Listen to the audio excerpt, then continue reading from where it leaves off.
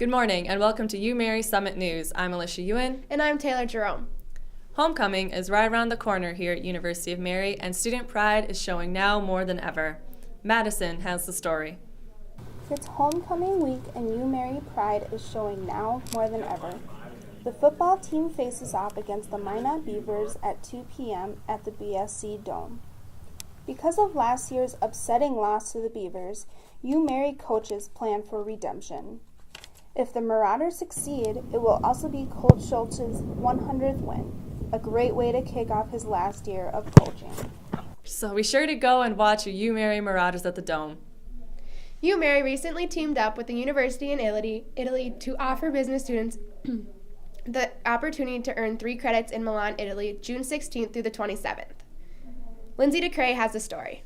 Milan, famous for being the fashion capital of the world, is also the business capital of Europe. And now, UMary business majors and minors have the opportunity to learn about small business enterprises in Milan, the city that is truly the heart of business in Europe.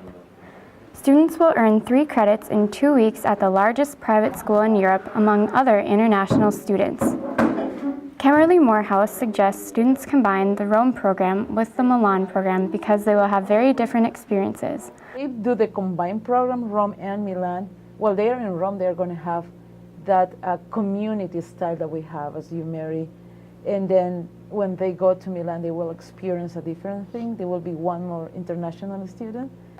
UMary will be sending about 5 students this summer, but hope the program grows to many more.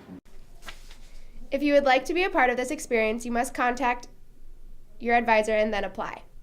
Loud noises, button mashing, and brightly lit TV screens have become part of a pastime for many college students.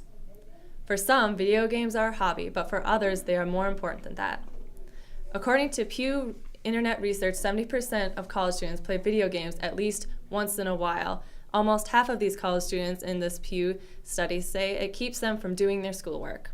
There are some students on the other side of these statistics. Senior student athlete and avid gamer Mark Musungayai says he plays a couple hours a day. Basketball is always first. Homework comes after that, and then whenever I have free time, when there's no basketball or and homework, I'll play video games. In moderation, video games are a great and fun way to pass the time with friends. Speaking of fun and games, Christy Bosch has the sports. Thanks, ladies. Marauders soccer player Alex Bachman-Williams scored her 30th career goal against the University of Sioux Falls on September 21st. I just view it as a good milestone for myself, that I kind of hold myself to higher standards, and I want to be the best, and at least that says that I work hard. She's the first women's soccer player to reach that mark since UMary athletics joined the NCAA. Bachman-Williams isn't satisfied with stopping there. Overall, she's the 9th Marauders player to make her 30th goal. She has also set lofty goals for the entire Marauders squad. More team goals. I want to make it to conference playoffs, win a conference game, and the ultimate goal would be to go to the national tournament. The Marauders hit the field again on Friday at Concordia University, St. Paul. Marauders cross country left its mark on one of the country's most prestigious meets last weekend. The women's cross country team placed 4th overall, and senior Jenny Agnew led the effort, placing 6th in the D2 race with a time of 22:10.4. Agnew was also named the United States Track and Field and Cross Country Coaches Association D2 Women's National Cross Country Athlete of the Week. Coach Dennis Newell is more than impressed with her efforts. Marauders placed 3 other runners in the top 51 at GRIAC. Megan Beam placed 24th, Kayla Carlson placed 39th, and Aaron Lear placed 51st. Even though there were some difficulties, Newell is confident in his team's abilities. The men's team placed 19th overall, led by sophomore Chris Jessup, crossing the finish line in 36th. The Marauders next travel to Billings for the Yellow Jacket Invitational on October 12th. Back to you, ladies.